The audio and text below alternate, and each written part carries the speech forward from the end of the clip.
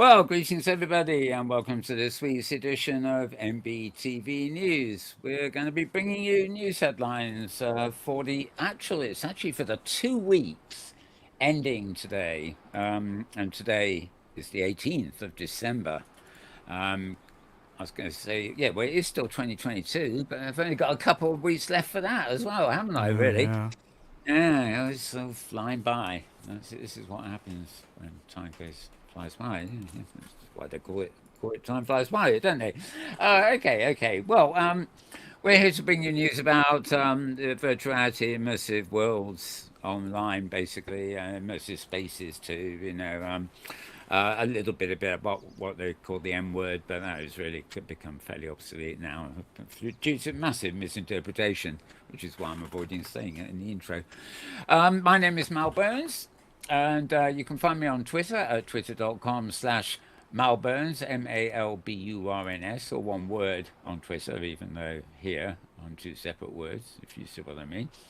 And another feed you'll find at Twitter is one for Metaworld News, which again is two words squashed together. So twitter.com/Metaworld News. And yeah, joining me here in the studio, filling with the knobs, or maybe not so many knobs this week, is none other than James Atlloud. Hello, James. Yeah. Hi, Mal. Yeah, I'm here, but my avatar refuses to fiddle today. So no fiddling Ah, of knobbery. right, so poor old you. Yep. James Atlloud, the novelist one. Yeah. So I will just will things to happen with my mind. That is a good solution, providing it works. We shall find out as time goes by. Oh, I'm on the. I'm going to be repeating that line. End up singing it by the end of the show. But no, Yeah. let's get serious here. As I said, this is for 2 weeks. We weren't here last week because we were doing an open simulator community conference, which was broadcast, but not on this channel. And we also won't be here with this show, I suspect, next week, unless something really bad comes up. I doubt if there's going to be much news, but we will be here on the channel next week, which of course will be the big day of the holiday period, the X day, as it were. Are you going to wear a Santa suit? No, I'll wear an X-Man suit.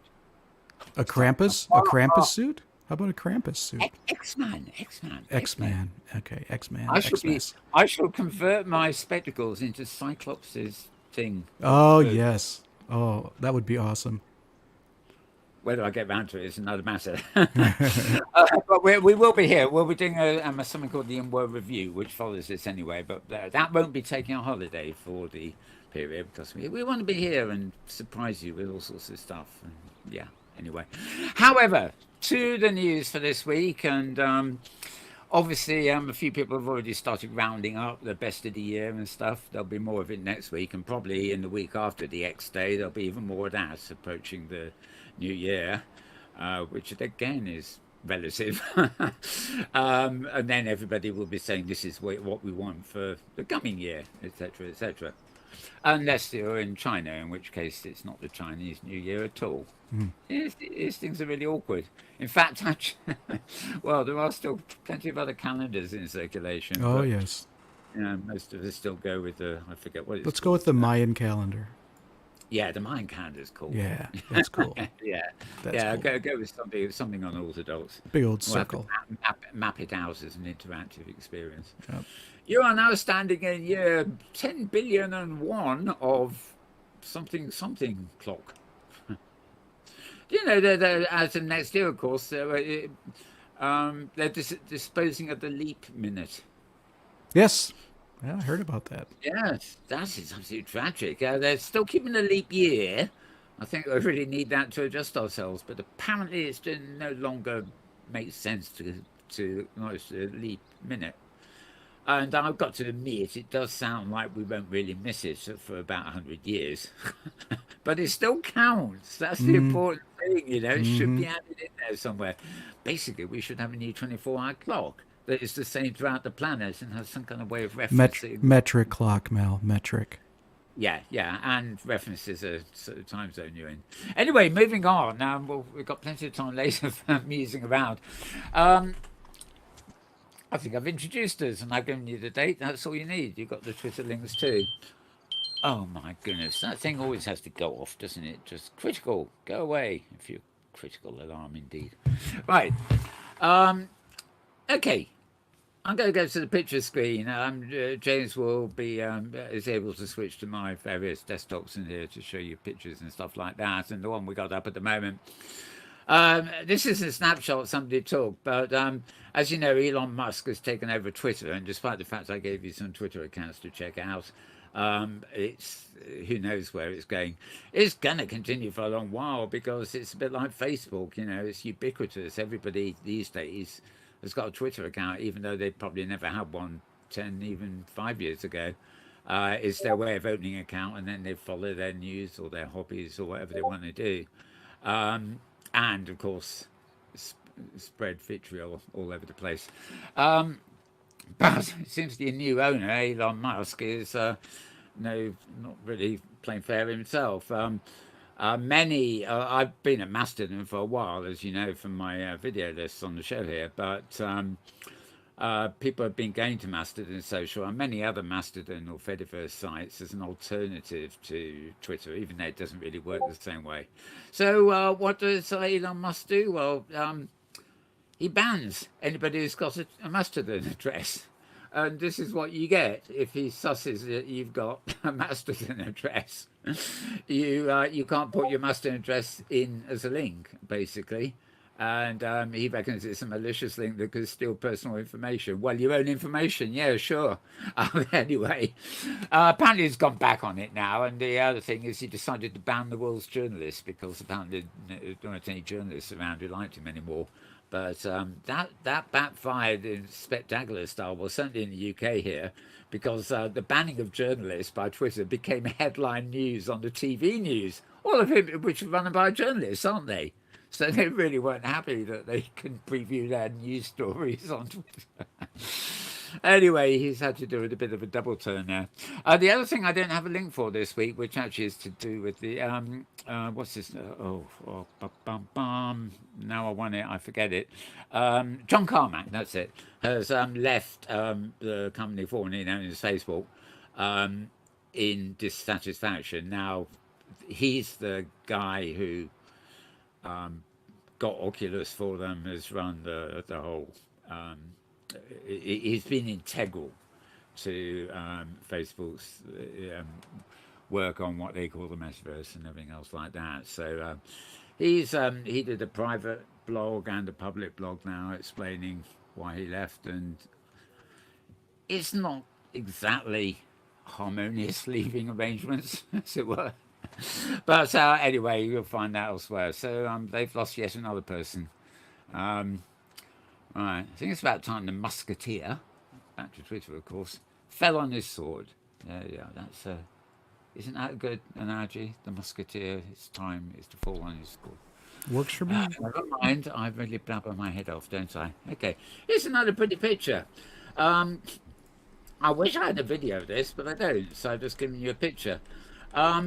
This is a ballet performance, but all the choreography and everything else, and the bodies and the tracking and everything is actually done in virtual reality. And the performers, the dancers there, as you can see, are wearing virtual reality helmets. And I guess they're kind of, if there's a mistake made, it's going to be made in the helmets, and it could actually be a bit of a problem for the real body.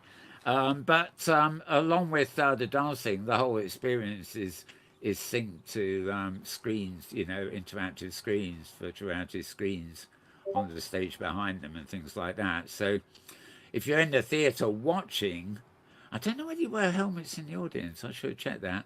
Watching, you've got this live performance on screen and very VR sort of sets that they're actually dancing in, but they're actually generating a lot of it with their helmets while they're performing. So kind of novel, used to that. I certainly would. Well, I don't think I'd be capable these days of doing any dancing like that. But even if I were, I don't know whether I want the additional cumbersome nature of the helmet or the headset, whatever you want to call it, while I was actually trying to physically be agile. But there again. But it looks interesting. Hopefully we'll see a video of that performance at some point. It's over now, but of course this week, alarm, will you please bugger off? Sorry. Right, maybe that will help. Okay. It's in Metaverse Safety Week happened this week during the week, and it's over now. And there's quite a few videos up. They're very specific sort of videos about certain issues to do with safety and stuff. And there's a few posts up reporting on it and things. And this is really just an example, of the poster sessions or whatever. I don't know how much it's surprising. I keep reading that most young people are no longer interested in the metaverse. They don't really know what it's about. But apparently 1 in 5 of them, that's quite a lot, have engaged in the metaverse and simultaneously experienced something that made them feel unsafe. So not very good, that sounding. Immersive technologies could increase the impact of negative interaction like online assaults. And as if that wasn't bad enough, they say normalizing and desensitizing various forms of sexual abuse, coercion, and assault are prevalent in the so-called metaverse. And as far as I know, we haven't got any body costumes that actually involve contact at the moment. Although I suppose you can, even on the 2D screen, people get up to things. It really has to do with immersion.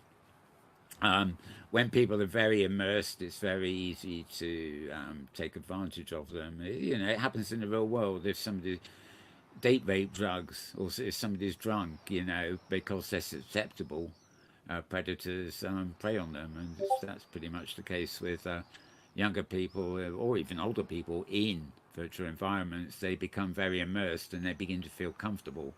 And that at that point is the point where would-be predators are likely to strike, so to speak. When you're comfortable, you shouldn't be. Anyway, all that aside, obviously worthwhile issues that people need to be looking at. What have we got here? That's relevant. Virtual worlds best practices in education. This is a conference for educators using virtual worlds. It's in Second Life, actually.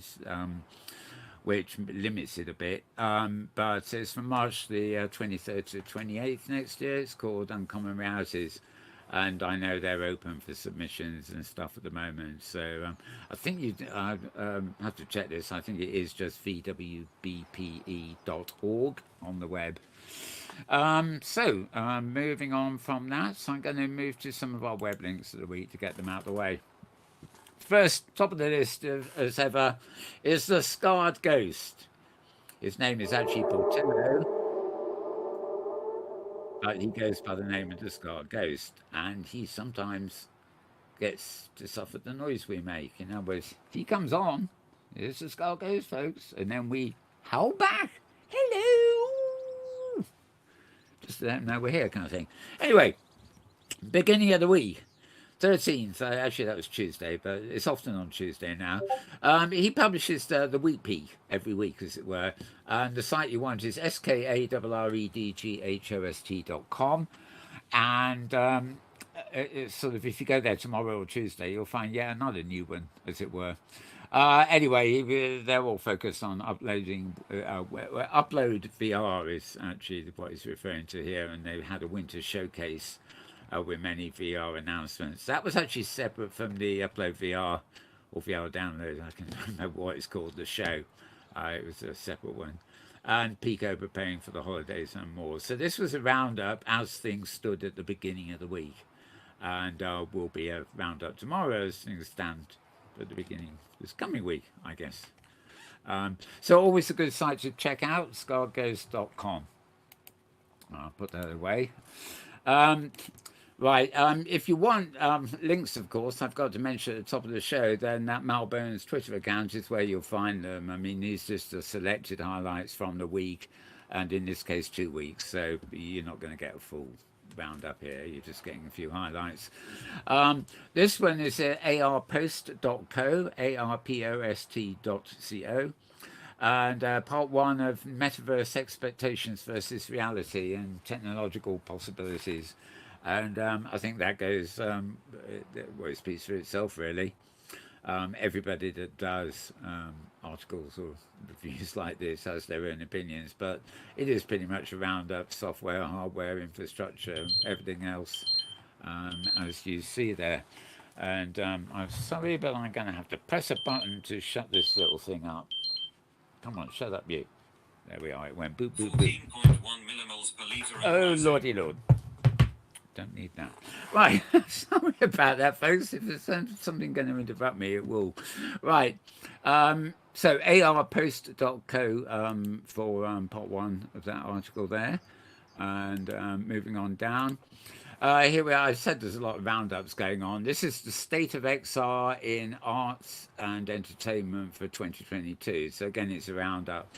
This one comes from xrtoday.com. So that's xrtoday.com.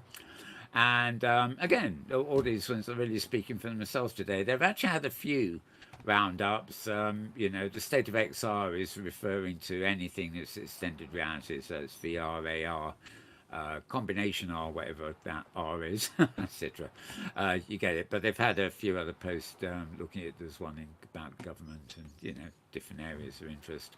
Arts and entertainment, though, is always the greatest fun.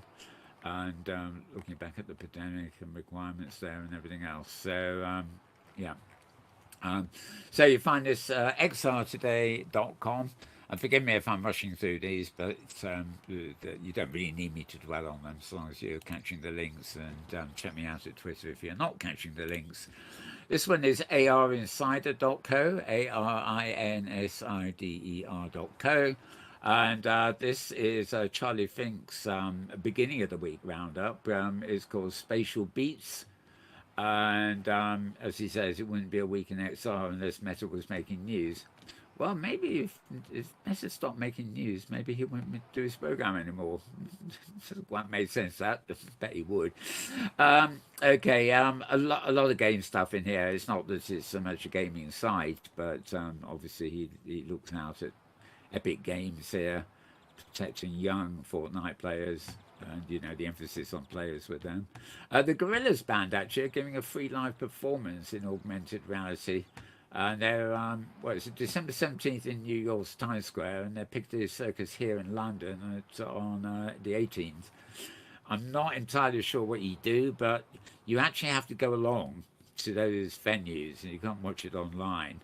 And you will then have a virtual reality experience that you actually witness through augmented reality. So the augmented reality part of it fires up the virtual environment at the locations, and you basically do it through your smartphone camera, and the smartphone camera allows you to see the cartoon version of the band, actually which is always performed as avatars, which is sort of quite true. Even 20 years ago it weren't avatars as we call them now, but they were sort of cartoon characters. They made out the band. Anyway, another roundup there. As I said, you'll find this at arinsider.co. And moving on, as we do. Post date, right, December 12th. Okay.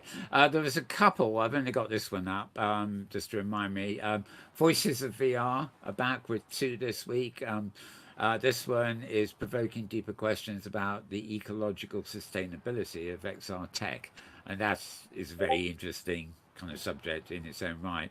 I forget what the other was. But basically, if you go to voicesofvr.com, VOICES, OFVR.com, you'll find a list of there'll be this one and all the other ones from this week and from the last 1,150 of them, in fact. So plenty to choose from there. But remember the phrase Voices of VR. You can actually you can subscribe to them or find the episodes on Spotify and just Apple's casting. Every podcast platform seems to have it. So if you Google Voices of VR, you don't necessarily need to go to their own site to get the feeds. Okay, so voicesvr.com, moving on down. PR News were here. Right, this doesn't like being put into reader mode. Um, this I just thought was interesting. It's more to do with gaming than anything else, but there's a group called Girls Who Code, and they've launched a digital experience to hopefully change the future of women in gaming. And there's their poster sort of thing. Um, they are desktop and mobile experience gaming, of course, empowering girls to create personalized video by teaching them code or doing it without code, the no code thing, if you see what I mean. So you've this came at prnewswire.com, so you'd probably have to go there and sort of hunt for it a bit. But yeah, oh, there it is, right. You can visit by going to girlswhocodegirls.com. In fact, I'm opening it now rather quickly for you just because I can. Oh, dawn. Video game developers are men, meaning the majority of female and non-binary characters are designed by men. No wonder we're misrepresented. By participating in this experience, you can influence the future of women in gaming. Let's code.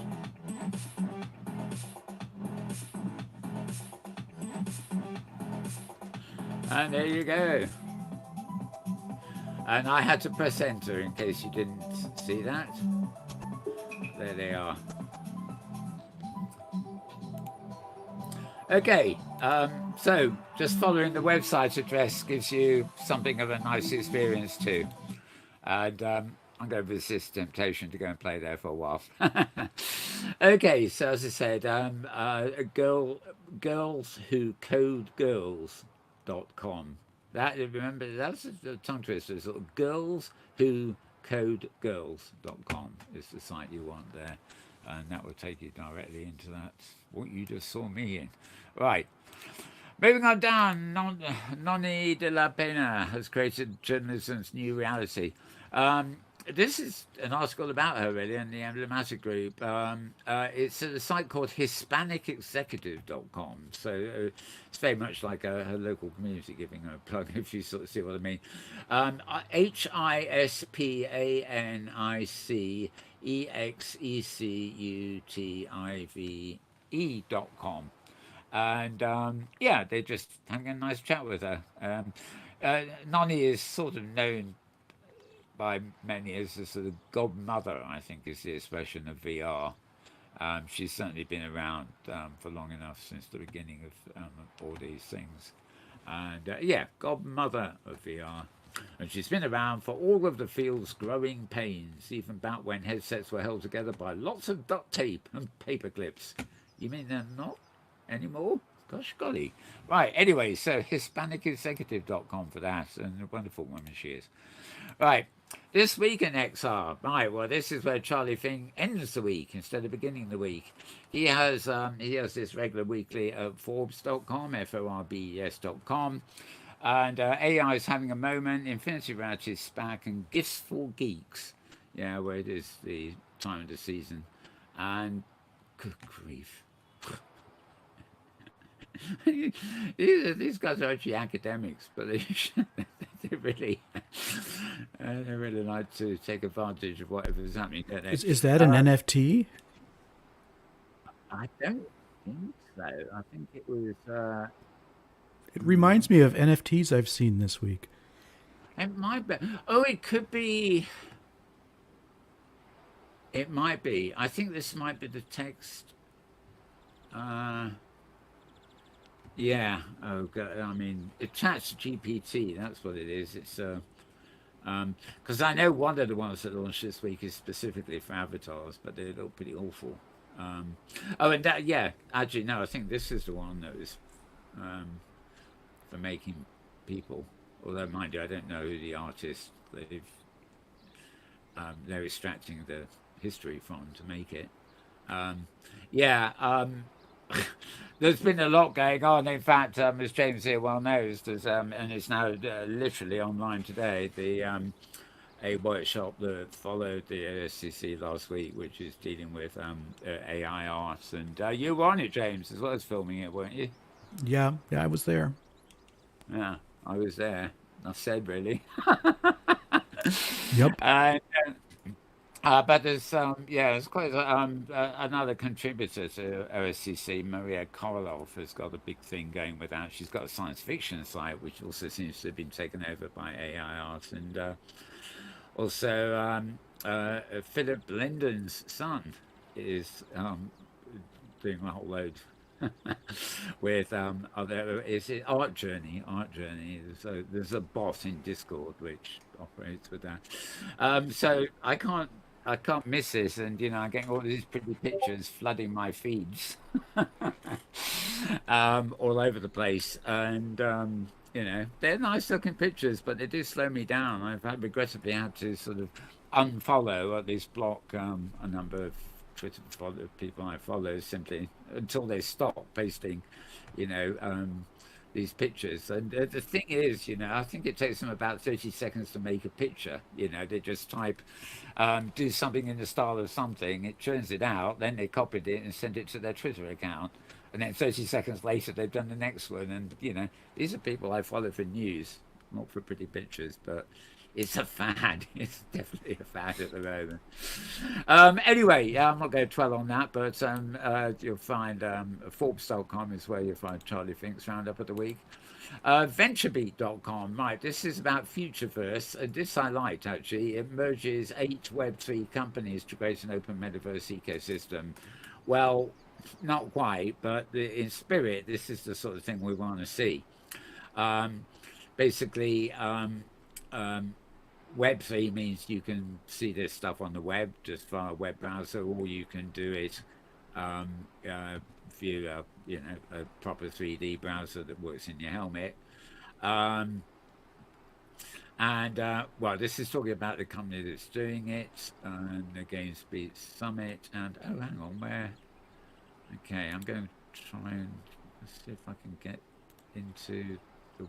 Oh, that's not right. The web page proper here.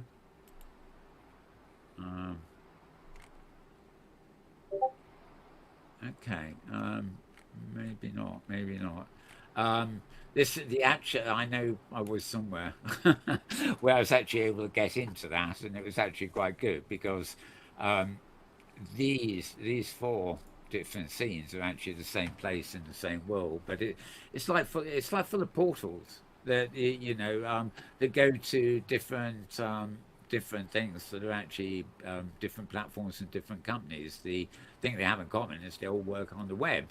So all you really need is to create a system that uses the WebL and launches the portal to each, and then you can come back to the home screen and then choose another gate portal to go through. A bit like the way in OpenSim and the Hypergrid we use hypergates to sort of stand in front of them, peek through them, see what's happening, and if it looks good, then teleport through it and explore. So anyway, this VentureBeat.com is the place to go for this article. VentureBeat.com, and we'll put that one away now. And oh yes, I do have it here. Okay, fine, that's good. So this is a post at TheVerge.com, TheVerge.com, about John Carmack's leaving Meta, and it proceeds to tell you all about what he said when he met and everything else, but also his history.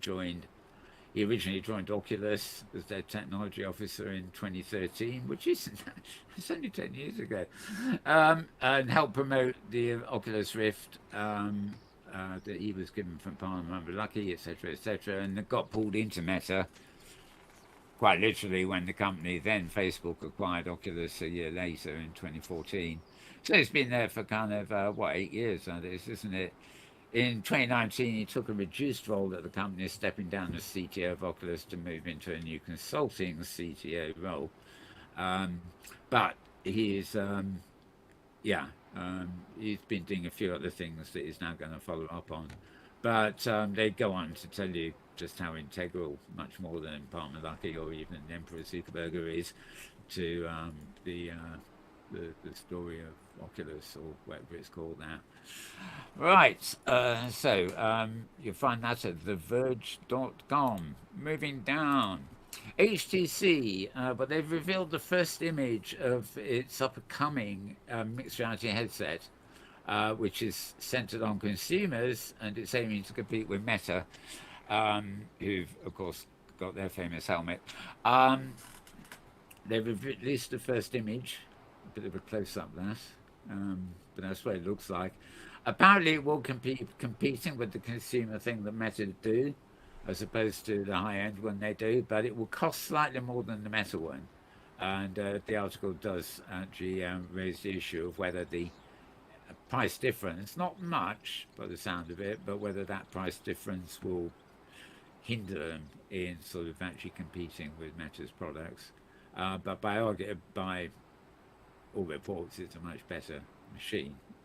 Anyway, that's just a brief announcement and a brief sort of review, but it does contain links where you can go elsewhere.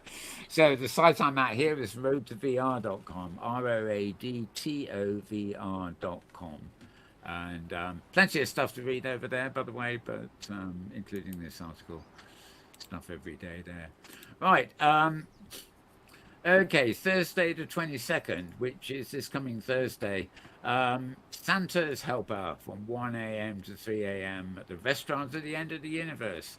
This is a special holiday event that will be happening this week in our friends at Science Space, basically. You can join Trillian and Santa as they plan Santa's trip across the galaxy. I told you this is serious news, didn't I? It does sound like fun anyway. We have to include something for the season, and Science Space are busy at it here. Plenty happening in Second Life too, and quite a few things we'll be finding out later today on the next program happening in Open Simulator too. But this is a blog for you if you're interested. It's blog, blog, dot sign, SINE, dot space, SPACE. The dot space is the suffix. You don't need a comma or a con or anything like that. Okay, moving on there. Oh, Lord, I've gone silly. Right, I'm very sorry. I've been moving on to links that belong on a different program. Doesn't matter now, does it really? Okay, Mal. Okay, this is having a problem, isn't it? Come on. It's playing silly buggers. Something wrong with my connection here? No, don't think so.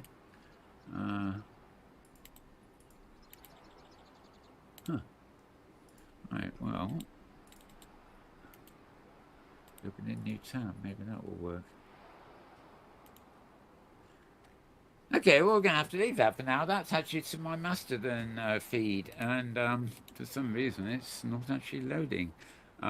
So let's see, how much time have we got? Okay, we've got a little while, haven't we? We've been on about 30 minutes or so. Right, I'm going to move back to a news clips folder here just to see a few things we might have. Right, video play. This is the title for OMC, the Open Metaverse Conference, which is happening in February next year. They're taking registrations and stuff. The early comers has actually now stopped, unfortunately, but so it's happening. But that blob behind it, so it's not surprised me. They've managed to animate the blob. So I don't quite see the symbolism, but they've been using that blob for a while, but now it actually animates, and I guess it does draw a bit more attention to them. Now, I couldn't resist having a little anecdote here. We have, it is comedy, right? Yeah.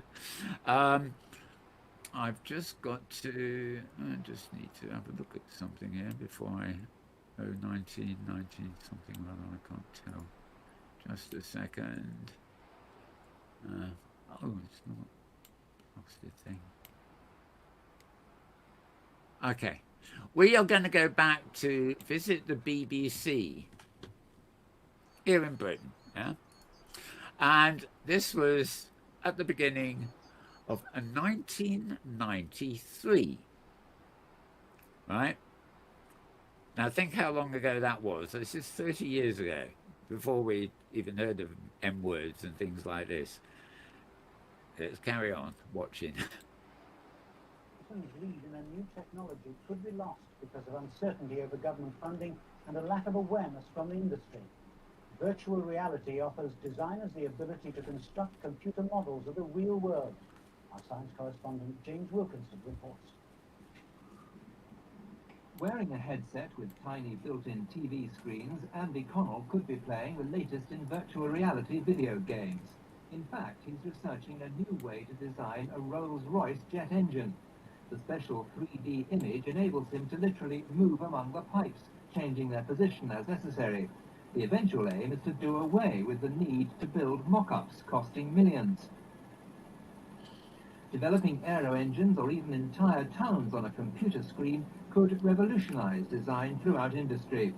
But here at the Advanced Robotics Research Centre at Salford, they're concerned about flagging government interest. They fear that, as with other technological developments in the past, Britain may lose its lead because both government and industry don't react quickly enough. Technology is exploding at a phenomenal rate. If we want to prevent the technological resource in this country from floundering, we really need a coordinated national strategy in order to make sure that the companies who will use the technology in the future will do so effectively. In another project at Salford, scientists are using virtual reality to rehearse how to remove a radioactive rod which has fallen inside the reactor containment at Torness nuclear power station in Scotland. Then they'll program an arm like this robot prototype to pick it up without disturbing anything else.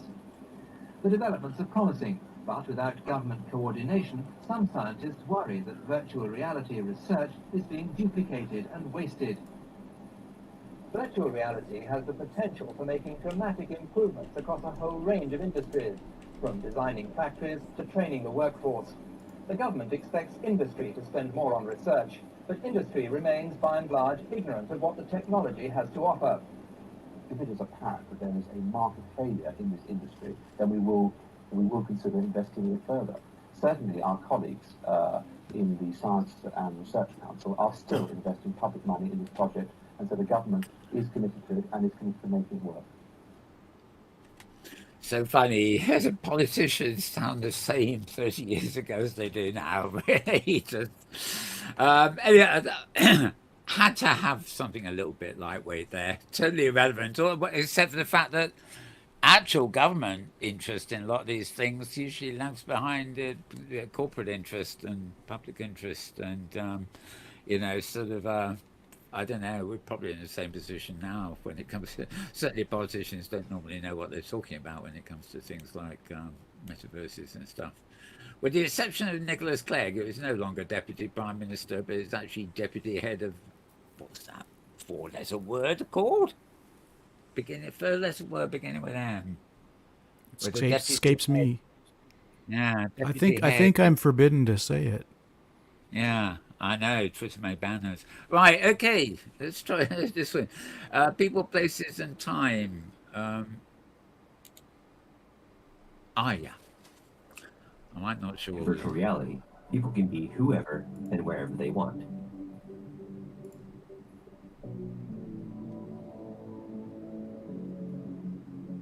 Researchers at Stanford University's Virtual Human Interaction Lab use the Engage platform, a publicly available application that allows for learning and communication in social virtual reality, to conduct two large-scale longitudinal experiments in order to answer 3 questions.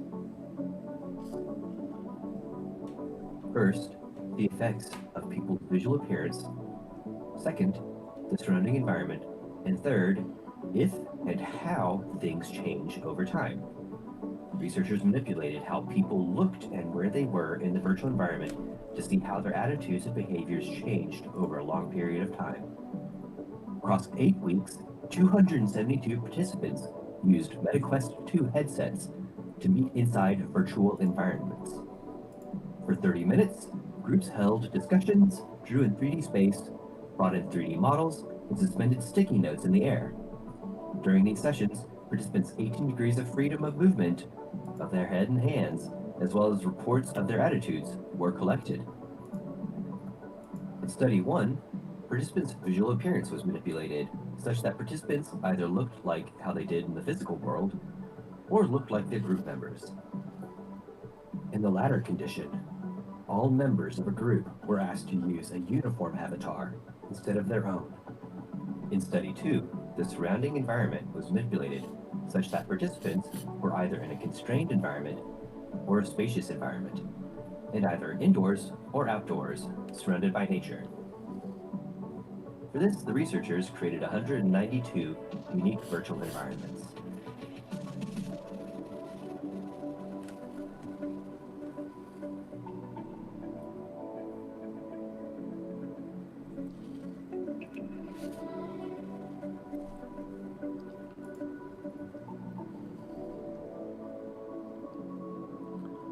Results showed that when participants looked like they did in the physical world, they were more non-verbally in sync with their group members, meaning there were more similarities in movement behaviors between pairs. Additionally, participants reported feeling an increased sense of self-presence and realism.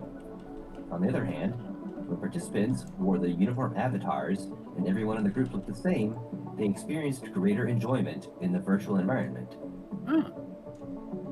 Results also showed that when participants could see more space, they were more non-verbally in sync with their group members, meaning they moved their bodies together more.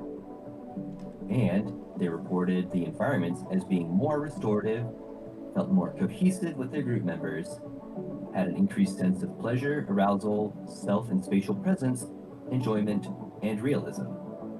Moreover, when participants were in outdoor environments surrounded by nature, they found the environment to be more restorative and had greater enjoyment than when they were in an indoor environment.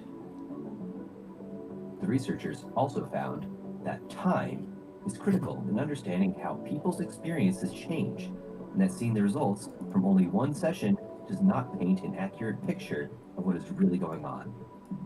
In study 1, almost all the measured aspects of people's VR experience got better over time, including group cohesion, self, social, and spatial presence, enjoyment, and realism. In study 2, self-presence and realism increased over time.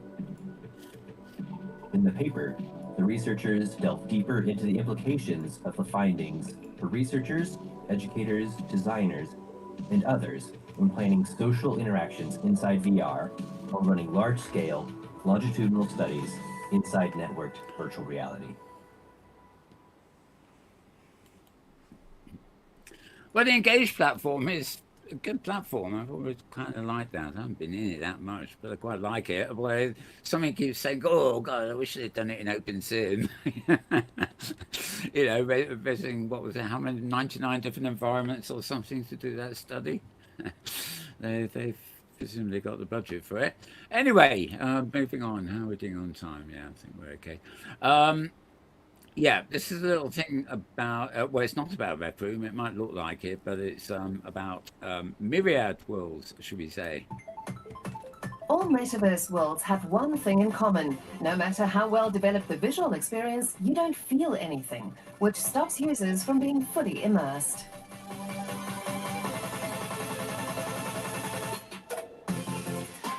So there are a number of outstanding challenges. First and foremost is haptics, and that is a fundamental sort of issue, because the way that we interact with the real world is driven by sort of a sensory motor system. So we are actively gathering sort of information from the world around us through interactions, and that is the key thing for VR to work on.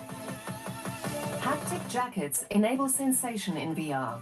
Users can feel hugs, heat, and even pain. The sense of touch is vital for a realistic experience. This is also challenging for the design. If you're using a virtual laptop, you should be able to feel the keyboard. So-called tracking systems can map objects and transmit them as virtual objects or avatars. We have a few solutions now of bringing a virtual keyboard into virtual reality and then mapping it over your real-life keyboard. So when you see your virtual hands on a virtual keyboard, they're one-for-one with your real-life hands on your real keyboard. This also means that laptop and phone screens need to be visible in the metaverse. Here, virtual reality comes in handy. You can create multiple monitors, and so instead of having one screen to work on, you can have 5 screens to work on. So if you're someone who has a lot of tabs open or applications, you can spread that out nicely however you want. In virtual business conferences, users want to look the part and like themselves. London-based startup Lumarithmic is working to create realistic avatars. We believe that in the metaverse there will be many gaming and non-serious applications where you can get away with a non-realistic avatar. But tomorrow's metaverse will really also be about serious work, where you really need to project your real self and not your cartoon self. These hyper-realistic avatars are created using artificial intelligence and 3D scans. They could encourage users to try out more serious applications in the metaverse. Indeed they could. Indeed they could. And again, we are confined to the almost ubiquitous platforms there, but interesting stuff anyway. Right, all these are rather short. This is Liz Hyman, who's CEO of the XR Association. It's just a short clip she put out. Are so essential. It takes, this is an often used expression, but it's still true. It takes a village to share learnings and develop best practices. Any more volume on that, Mal? No, unfortunately, I'm just playing with that right now, and I seem to be at max. You name it. And so that's why the XR Shame. Association launched the Future of XR Advisory Council, or XRAC as we call it.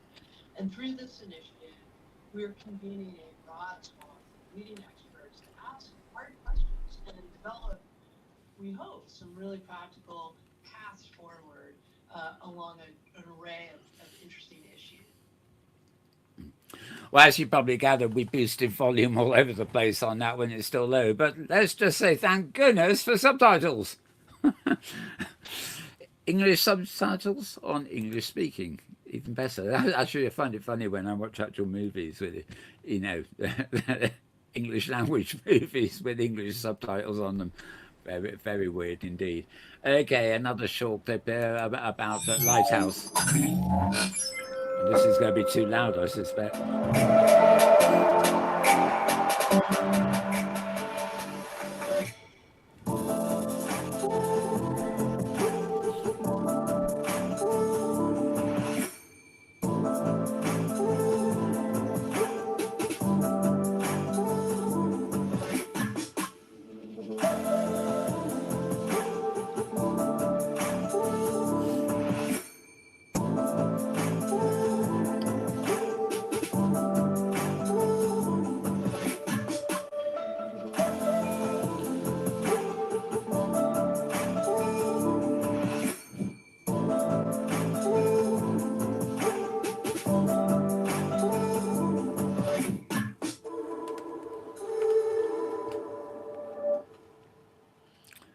Well, I have to say that the initial extension I loaded into Chrome crashed Chrome for me, but I think that was an installation glitch. It happens with other extensions too if they're a bit heavy.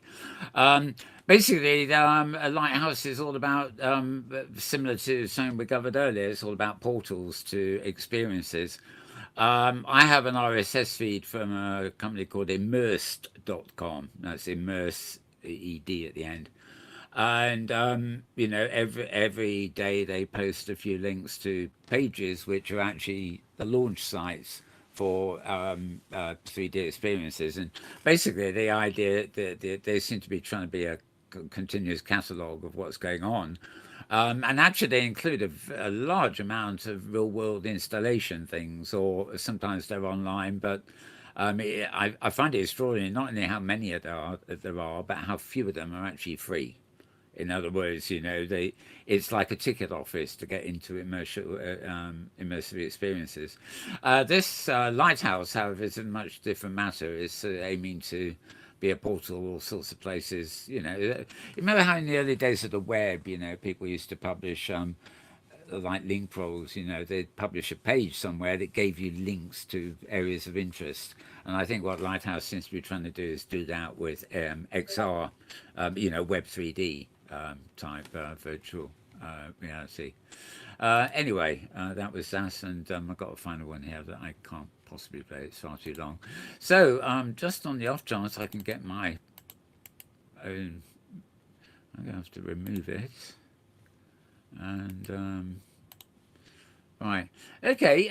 Well, as you know, folks, you can find me at Mastodon .social as at Metaworld too. For some reason, that page is not loading here for me at the moment. And but basically, there's new editions of let me see, mixed realities, upload VR. Uh, Charlie Finks thing, and actually quite a few others. But unfortunately, if that page is refusing to load, in fact, now I've lost it completely. Not much I can do. Did you watch the Upload VR this week, James? That might be one we can talk about. Mel, I'm afraid I did not. It was Oh. it was a busy week last week.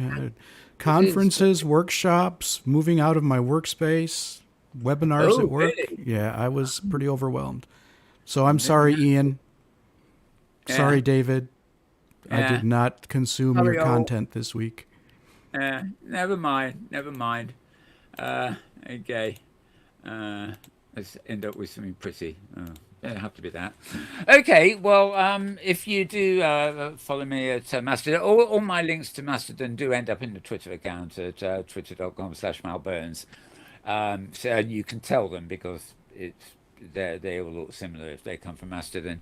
There's a good few videos. They're the kind of videos I can't possibly show here. They're long form videos in their own right. Some of them longer than this show, remarkably enough. And so that's where I sort of collect them all, and you can follow the list at Mastodon, or they get integrated into my Twitter feed anyway. So we're a bit short. We're running out of time now. I think we've got about half an hour to go before we have to set up for something else. So I think it's time we wrapped. Any other thoughts from you, James, before we do? Nope, not for me. Right. Okay. Well, in that case, as AR, VR, XR, etc., There's a new one. We are. Have a good week, folks. Stay safe and don't have a heart attack preparing for the holidays. You can save that for the holiday itself. Bye for now.